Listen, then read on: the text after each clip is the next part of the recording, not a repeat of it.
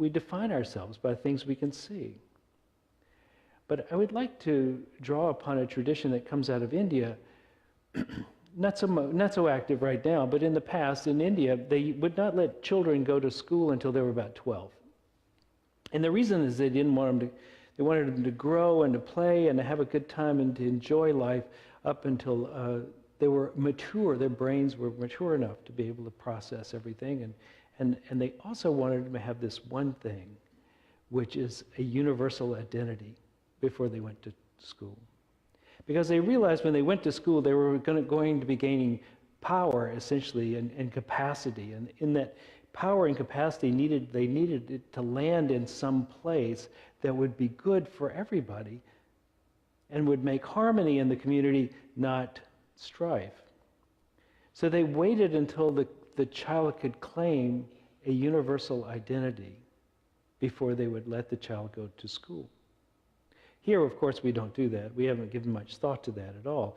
We're very much clear about establishing identity in this culture. We do a really good job of individuating and individualizing people, but mostly inside the tight circle of a small identity. That I am my mother helped me with that. She said, her favorite phrase was, "Tell them who you damn are," right? And I wasn't altogether sure what all those things meant, but I was damn sure I was going to do it, whatever it was. When confronted by someone who thought less of me, I was going to tell them who I damn are.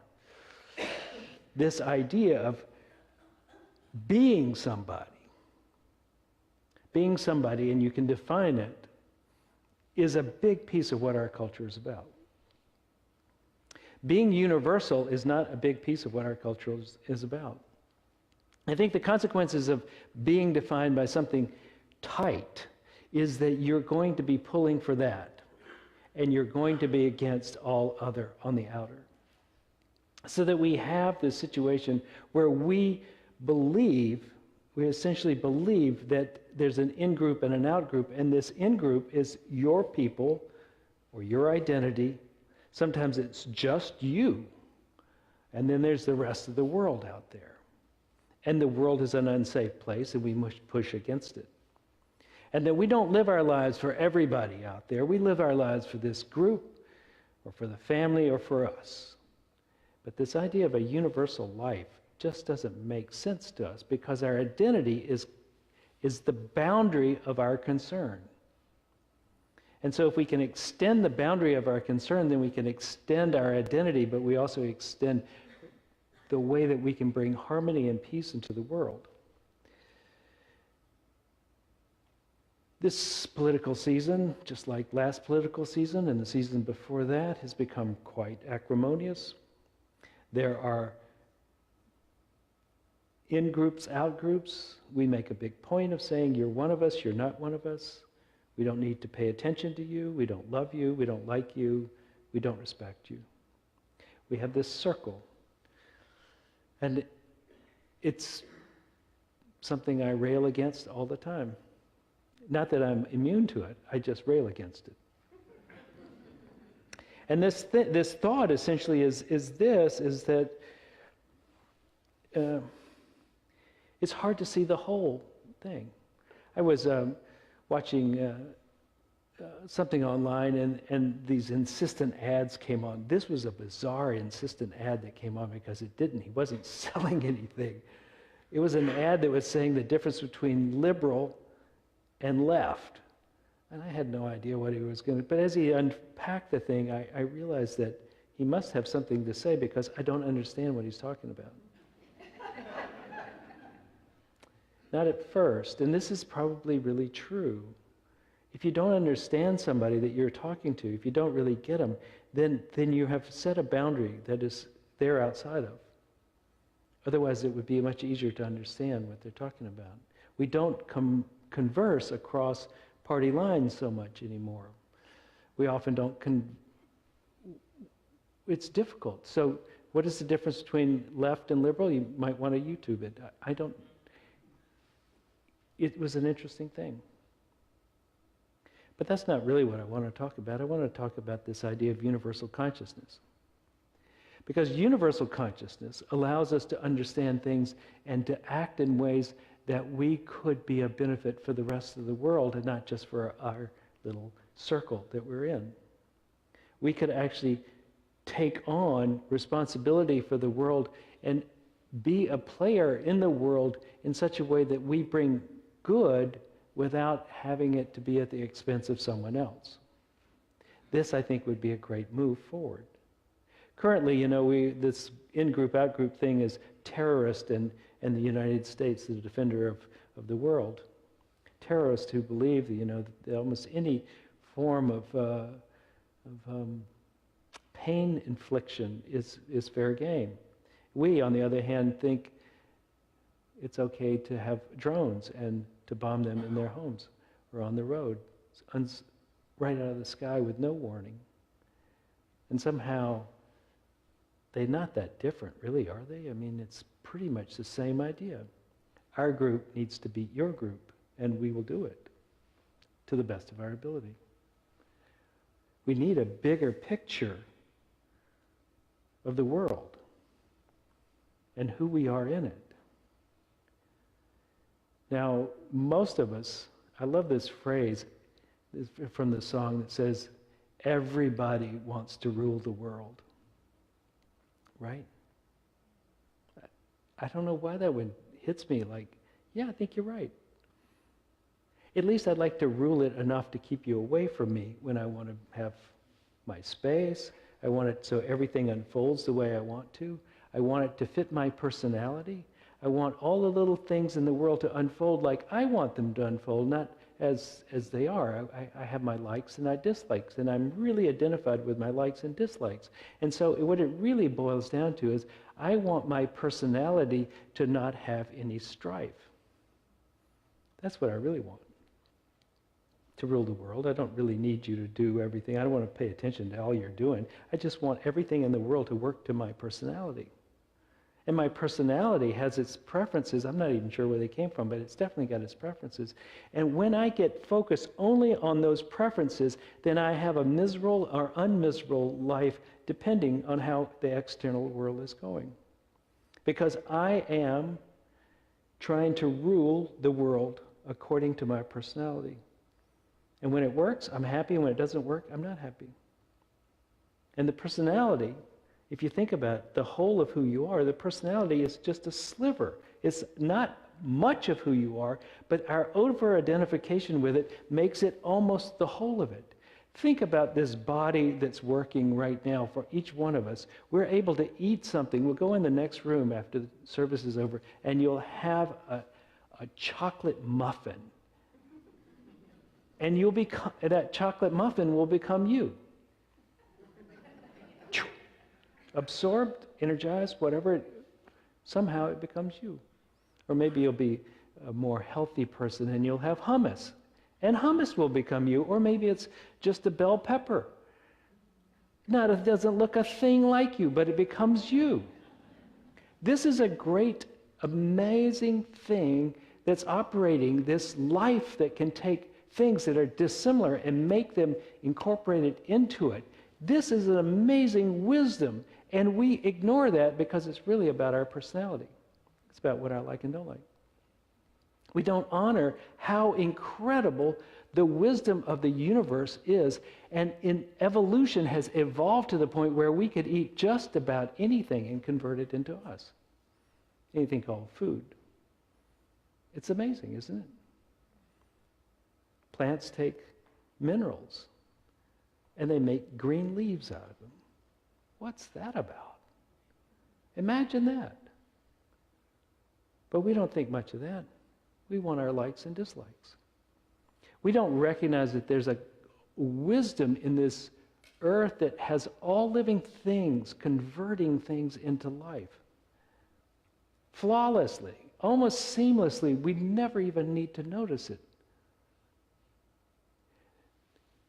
That's bigger, by volume at least, than our personalities. Certainly bigger than our likes and dislikes. I really like some things I shouldn't eat. I'm sure that doesn't really matter to this thing which knows how to process life better than I do. So we need to disidentify with our personality and re-identify with the universal, with something that is spread out everywhere. Now, life is spread out everywhere, but there's one thing that's spread out even further than everywhere, is awareness itself. Our consciousness, which I'm going to define really in this sense is not like what the content of is in your mind, but the awareness that allows the mind to exist. Our consciousness is our connectivity with all that is, which is seen and unseen, to all of it. It is the ground and basis of which existence arises. And our identity, identifying with the content of our awareness, is the limiting aspect of who we are. We identify with what can be seen rather than what is the ground of seeing. What allows being to be, what allows seeing to be. We don't identify with that as much as we identify with the content of it. And so doing, we have a bracketed experience that is limited by what we can see about ourselves, be it our station in life, our race, our species even. We become confined by that. And what's even worse is, for many of us, because we are not suffering physically, we're very much confined by our personality. So we're down into the small part of this. And so our potential as human beings, I think, is limited by this identity as well.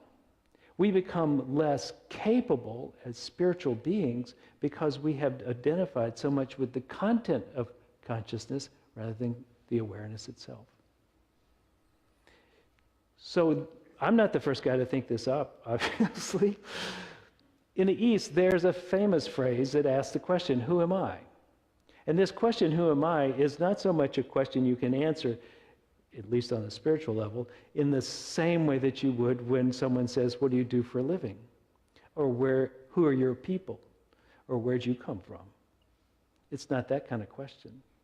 It's a question that asks us to reverse our looking from the content toward the source of things.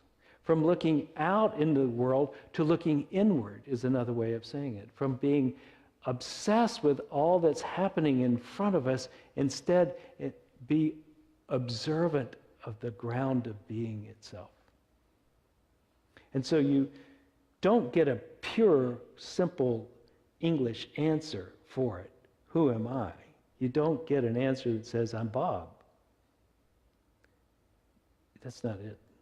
If you get to Bob, then keep looking, because behind Bob is all this other stuff. So just keep looking. And the penetration through the layers is part of the process of getting back to who you really are, which is that you, at the base of who you are, is the awareness itself.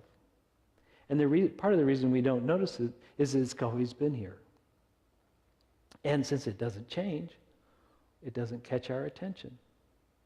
But there is awareness inside us. This is awareness of all that's in the content of our consciousness. This awareness is the basis of who you really are. This is the who you are in that question. And the reversal of attention outward is the process of realizing that which has always been true, but isn't seen because it isn't changing. You know, our senses pick up contrast and movement. That's how they operate. They pick up contrast and movement. And in this state, neither stillness and oneness. So it's easy to overlook. But if we could identify with this, I think we would be better citizens in the world. We would have the potential to have a state of equanimity and peace no matter what's happening. We would be able to look and experience without being completely compelled by what we see in front of us. And so this realm of likes and dislikes could just be that sits within this sea of awareness. And so one of the things I'd like us to do today is practice a little bit of this. And I want to talk about the method that I think, a method that may help. When doing self-inquiry, there's a real tendency, I think, at least for me, to ask from the mind, from the thinking part. The thinking part, which is already not going to be good at this, because the thinking part is about splitting things apart, about separating, piercing and cutting and slicing. Slicing and dicing is what the thinking part does the best. It breaks things down into parts. It can do that really well. But seeing the whole, it's not so great at. So don't do it from the thinking part. Inquire from the heart part. The part that is better at holding things in love. And in love, you're not looking to tear something apart to see how it works. You're looking to grok it without destruction. To get it, somehow to get with it or be it. That's what love is about. So when you want to know who you are, try not to think it too much, try to feel it in your heart. So the question is, right, is felt, not so much talked. So who am I? And then you look and you ask your heart this question. You don't ask your brain this question. Because the brain probably can't go very far with it and just gets irritated. It's like teaching a dog to sing, right? Doesn't go well and pisses you off, right? Because it won't do it. Or is it the other way around? We don't ask it to do something it can't do. Ask your heart, who am I? And then feel into it and let yourself drop back into it. And take your time. There's a joke that'll help you remember this. You want to hear this joke as a reminder to take your time. You don't have to go there in 2 seconds. So there's a man and a woman, and they lost their bull. They have a farm. They live out on a farm and have cattle, and the bull died, and so they only had $500. And bulls cost more than that, but the woman said, I think I'll go into town and see if I can find a bull for $500. If I do, I'll send you a telegraph, and you can come bring the trailer and come in and get the bull back, take the bull back to our ranch. So she was a kind of educated woman. He was a very uneducated, slow reader, kind of a feeling type, not so much an intellectual type. So she goes into town, and sure enough, with some bit of negotiation, she gets a bull for $499. So she has only $1 left. So she goes to the telegraph office to send a telegraph to her husband to come with the truck and the trailer to pick up the bull. She's trying to think what she can get for $1. So finally she tells which turns out to be one word is all she can get. So she goes to the telegraph operator and says, write the word comfortable to him. And the operator says, I don't really see how one word is going to tell him to come with a truck and a trailer and pick up the bull. And she says, he's a slow reader. Come for to bull.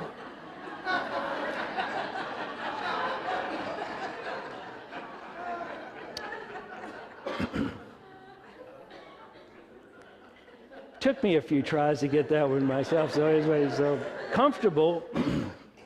Let yourself take this process slowly. Comfortable. Go in and in and in. And feel into it, and don't expect an answer. No words, no nothing. You're just feeling into it. And you're reversing the trend of your mind anyway. So you can't expect it to happen zap. It may happen. You may wake up in a flash. But it can also be just a process of disidentification with the external and re-identification with the awareness which is the basis of who you are anyway, but we don't tend to see it because it doesn't move and it doesn't change. This oneness that you are. And your identity gradually could shift from being only outward focused to a more deeply felt knowing of your true self as the one. And the one is many. And each one of us could have that same experience. So let's practice. So be comfortable. And we'll begin.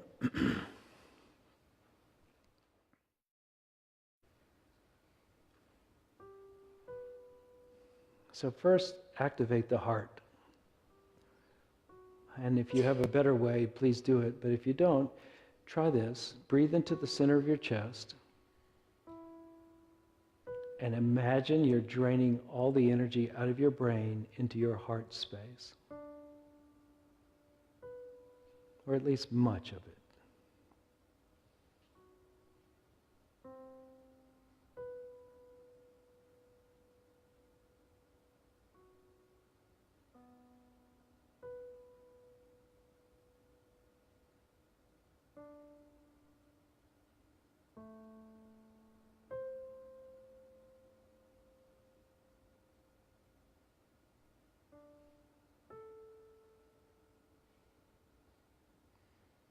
It is the atmosphere of the heart which gives us a chance to perceive the deeper truth. So let that atmosphere be as strong as it can be. Breathe into it. Imagine light in it. Consider it like a flower or a rose that is unfolding with each breath.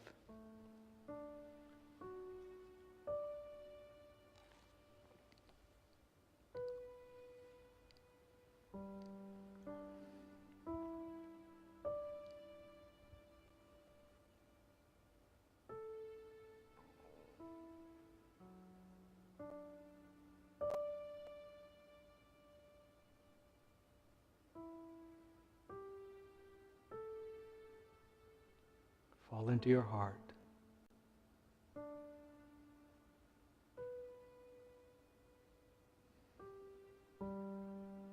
And now in this place of being in the heart, ask the question, who am I? Or more precisely maybe, from where does my awareness come? From whence am I?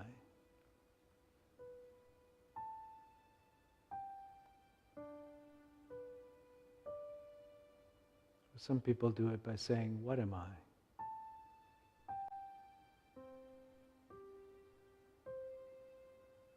But look inward and look past any simple answer, move deeper and deeper.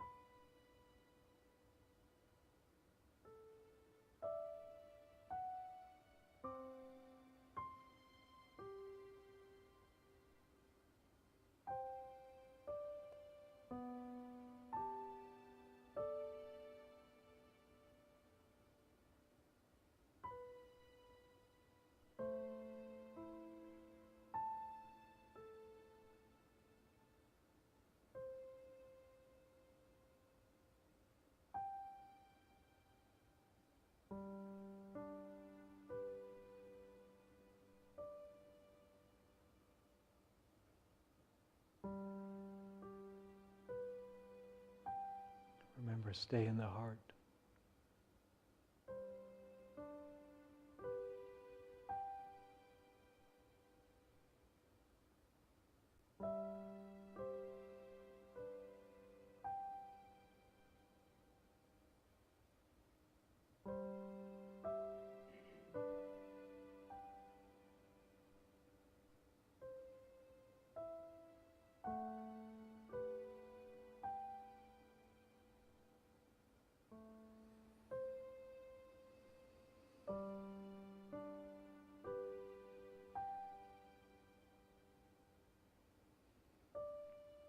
a moment, I'll ask you to open your eyes, but if you want to continue this practice with your eyes open,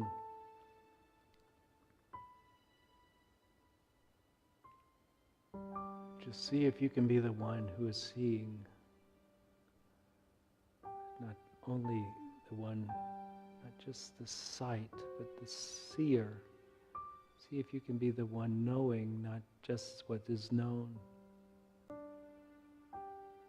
Or the one who is hearing but is not just ears.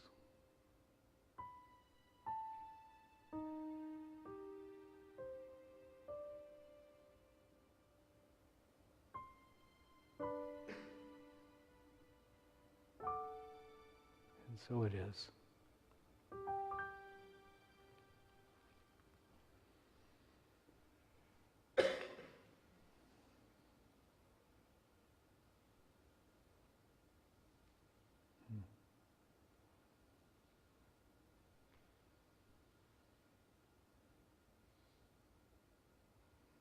We should do this again. Well, I guess we'll wait till next week, but please practice in between. I don't know if y'all can feel it, but the room has moved a bit. Sometimes, if you're suffering, there's more impetus to grow spiritually. Don't wait for that.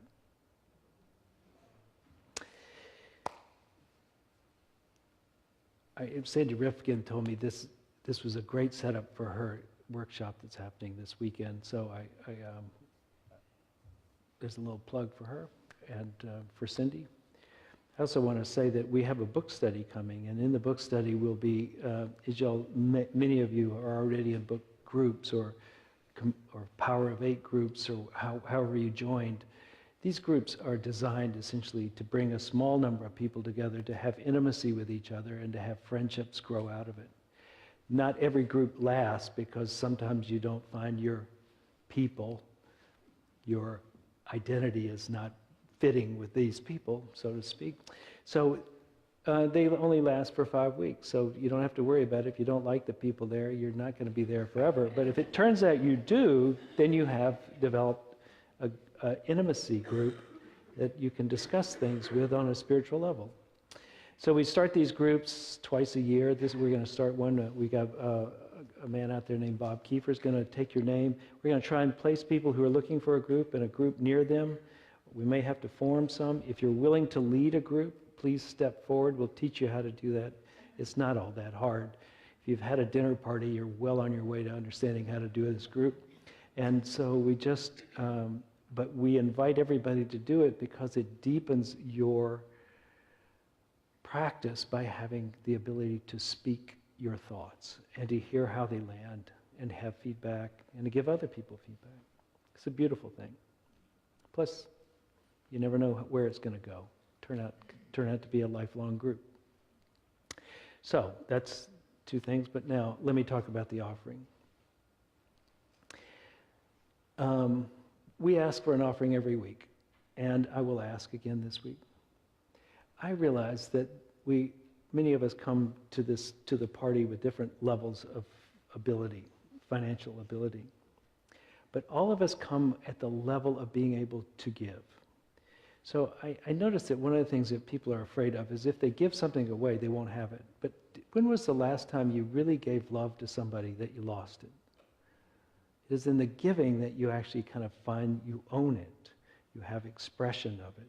So when was the last time a smile cost you? I can kind of remember, I was just in California, and they're nicer there than they used to be, but I must say that, but in California, if you were to smile at somebody, often they would look at you like, what an idiot.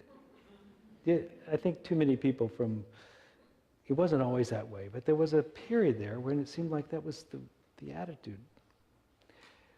But most places, if you smile, you get one back. You double it, right? And I think it's true with most everything, and I don't see why it wouldn't be true with money, because I found it to be true with money for me. If I give, and I give generously and happily, then it turns out that it starts to come back to me. And it doesn't come, I mean, sometimes it's way so obvious I can't miss it, but many times it's not. Now, in this church, what we run on here are your dedication of your time, your talent, and your treasure. Those are the fundamentals of logistics here. But we also run on love, prayer, and intention. So somewhere in that pile of things we need as a community to make it work, you have the capacity to give into it. And I have noticed that when you begin to give into it, you realize that giving is more fun than not. And this becomes your place rather than not your place, because now you're giving into it, and now you become like a shareholder, an owner, and the whole thing grows on itself. So I invite you to give at whatever level and in whatever way you can.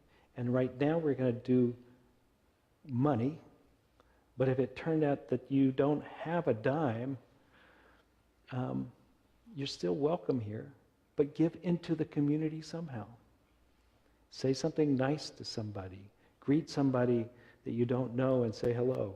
Tell yourself, I intend for this church to be healthy and prosperous and loving and effective in the world. Somehow give into this. It will become yours.